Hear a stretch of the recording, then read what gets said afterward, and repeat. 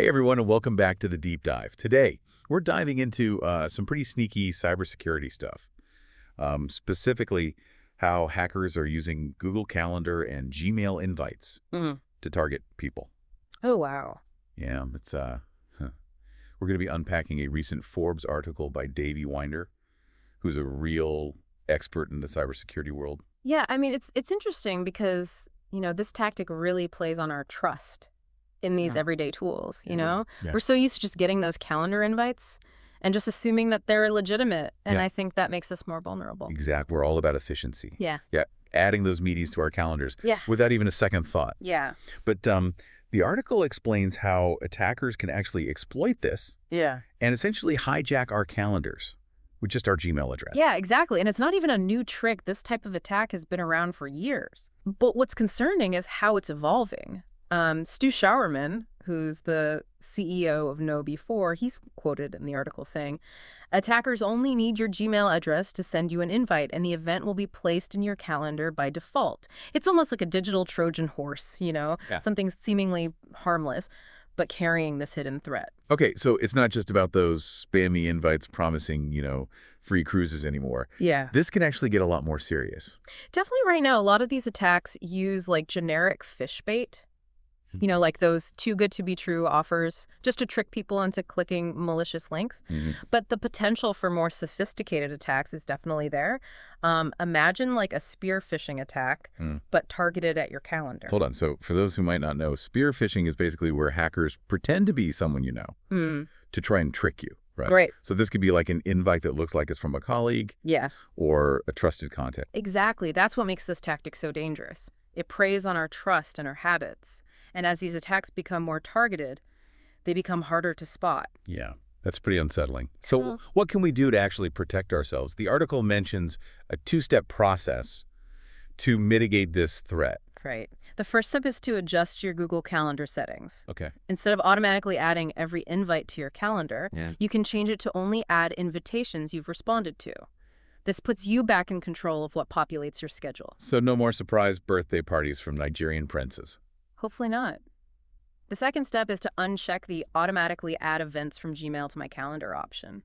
It might seem like a hassle, but it adds another layer of defense. It forces you to consciously choose what gets added to your calendar. Right. I guess it's like choosing between convenience and security. We all love automation. Yeah. But sometimes it comes at a price. Exactly. And this brings up a really important point about cybersecurity, I think. It's not just about technical solutions. It's about awareness and behavior. Like we need to be more mindful of what we click on, what we allow into our digital lives. So it's like digital self-defense. We need to be aware of our surroundings and not let our guard down. Precisely. And the article actually touches on another interesting security feature, specifically for Google Workspace users. Okay. It's called email verification for appointment schedules. Okay. Break that down for me. What does that even mean? So essentially, it adds a verification step. For anyone trying to schedule an appointment with you, it forces guests to verify their email address before they can book a slot on your calendar.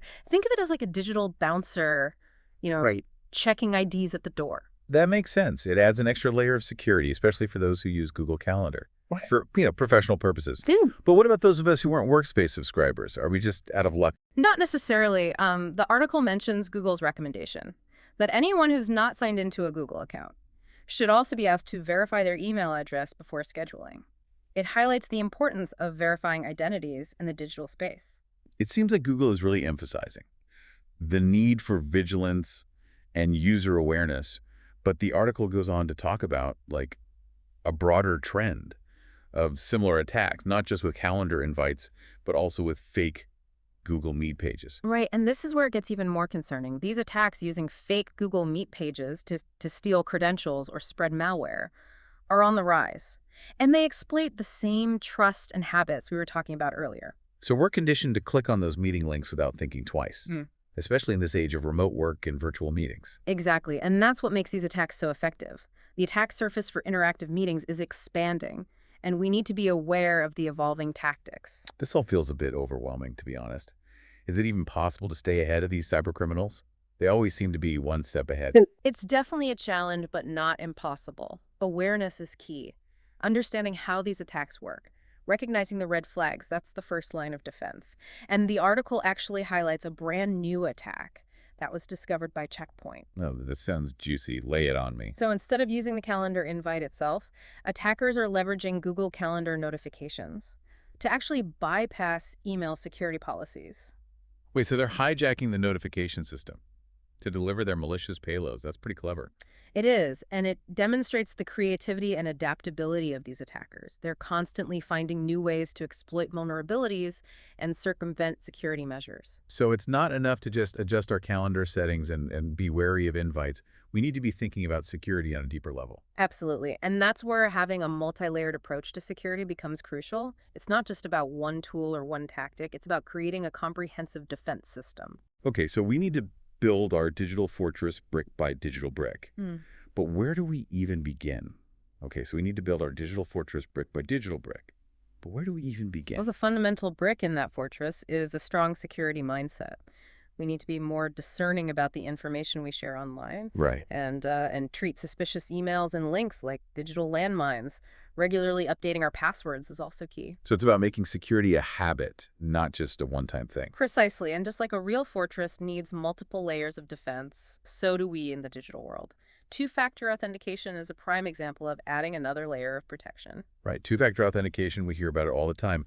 But refresh my memory, how does it actually work? Essentially, it means that logging into an account requires not only your password, but also a second piece of information, often a code sent to your phone, or generated by an app. This makes it much harder for attackers to gain access, even if they manage to snag your password. So it's like having a double lock on your digital door. Yeah. What else can we add to our security arsenal? Staying informed about the latest threats is crucial. The cybersecurity landscape is constantly evolving, with new threats emerging all the time. Okay. Think of it as keeping your security software updated, but for your brain. So how do we stay in the loop? Should we become like cybersecurity news junkies constantly glued to the latest headlines? Well, you don't have to go that far. Subscribing to reputable security newsletters, following cybersecurity experts on social media, and occasionally checking in with trusted news sources on the latest developments is a good starting point. The goal is to be aware of the general trends and tactics attackers are using. So it's like threat intelligence gathering, but on a personal level. Knowledge is power, right? Absolutely. The more we understand the threats we face, the better equipped we are to defend against them. We can then implement the strategies we talked about today, adjusting those calendar settings, scrutinizing invites, and adding layers of protection like two-factor authentication. It's a lot to take in. But it sounds like taking these steps and staying vigilant can make a real difference in protecting ourselves online. Definitely, cybersecurity isn't about achieving perfect invulnerability. That's unrealistic. Right. It's about minimizing risk and making ourselves harder targets. By combining technical measures with a proactive security mindset, we can navigate the digital world more safely.